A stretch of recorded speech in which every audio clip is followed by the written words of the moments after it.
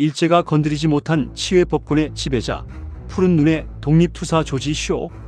1919년 봄, 황해의 차가운 바다 위에서 영화보다 더 영화 같은 숨막히는 추격전이 벌어지고 있었습니다.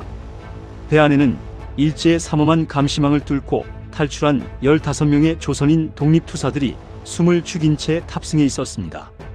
뒤쫓아오던 일본 경비선이 요란하게 나팔을 불며 당장 배를 멈추라고 소리쳤지만 선장은 들은 채도 하지 않고 가속 페달을 밟았습니다.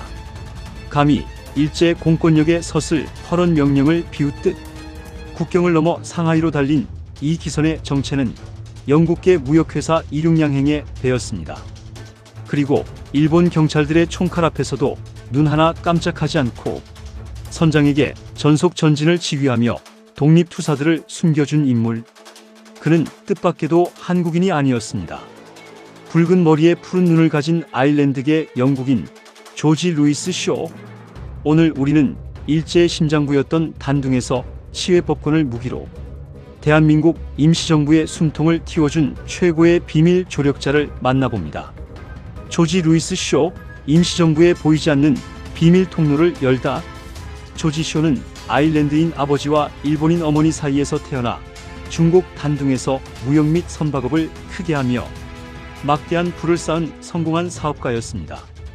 대영 제국의 국적을 가진 그가 도대체 왜, 무엇 때문에 자신의 목숨과 전 재산을 걸고 타국의 독립운동에 이토록 깊숙이 뛰어들었을까요?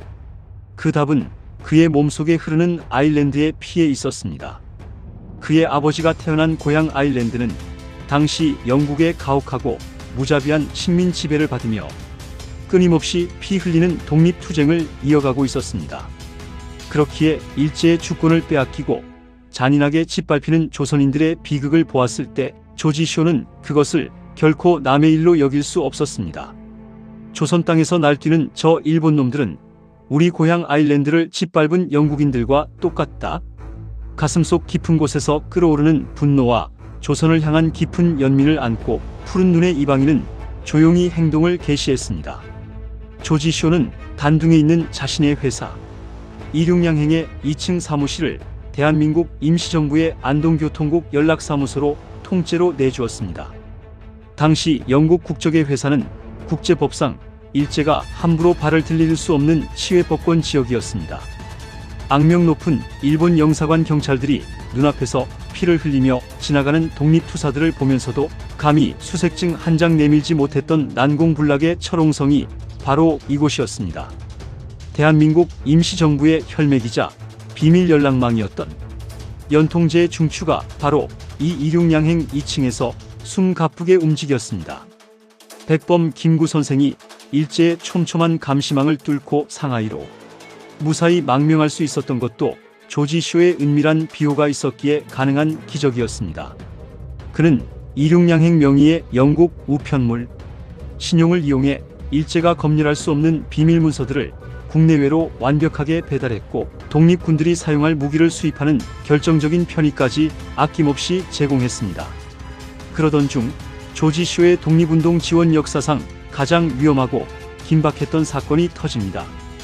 바로 일제를 공포에 떨게 한 무장 독립운동 단체 의열단과의 공조였습니다.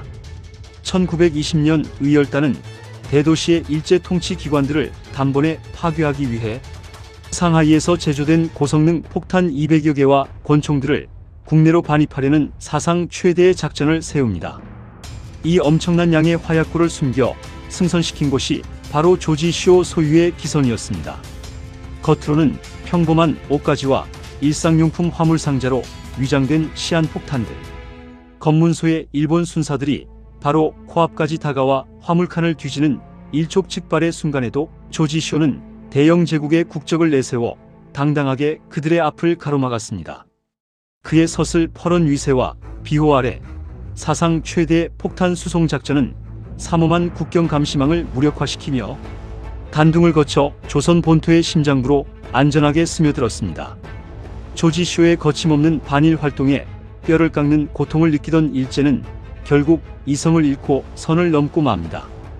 1920년 7월 영국의 영토와 다름없던 내륙을 벗어나 신의주 땅을 밟은 조지 쇼를 일본 경찰들이 벌떼처럼 달려들어 내란죄 혐의로 전격 체포해버린 것입니다.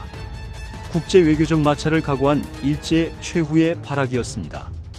악명 높은 서대문 형무소에 수감되어 모진 옥고를 치르면서도 조지쇼는 단 한순간도 비굴하게 무릎 꿇거나 타협하지 않았습니다. 영국의 압박으로 마침내 보석으로 풀려나던 날, 그를 맞이하러 온 조선의 동지들을 향해 푸른 눈의 거인은 목청 높여 이렇게 포효했습니다. 세계의 대세를 보라. 아일랜드가 독립하고 인도가 독립하듯 한국이 독립할 날도 결코 멀지 않았다. 그는 추록 후 일제의 잔인한 보복을 피하기는커녕 도쿄에 있던 자신의 아들마저 중국으로 피신시킨 채 숨을 거두는 그날까지 더욱 격렬하게 대한민국의 독립운동을 원조했습니다.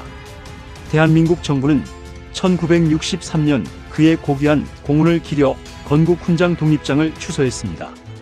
하지만 조국을 잃고 헤매던 이 유족들에게 훈장이 실제로 전달되기까지는 무려 49년의 세월이 더 걸려야 했습니다. 2012년에야 비로소 그의 후손의 품에 안긴 뒤늦은 훈장. 피 한 방울, 살 한 점 섞이지 않은 타국의 땅에 자유와 정의를 선물하기 위해 자신의 모든 명예와 안락함, 그리고 목숨까지 기꺼이 내던졌던 푸른 눈의 독립운동가 조지 루이스 쇼. 오늘날 우리가 당당하게 딛고 서 있는 이 자유로운 대한민국 영토에는 국경을 초월했던 그의 고결한 헌신과 눈물이 깊이 새겨져 있습니다.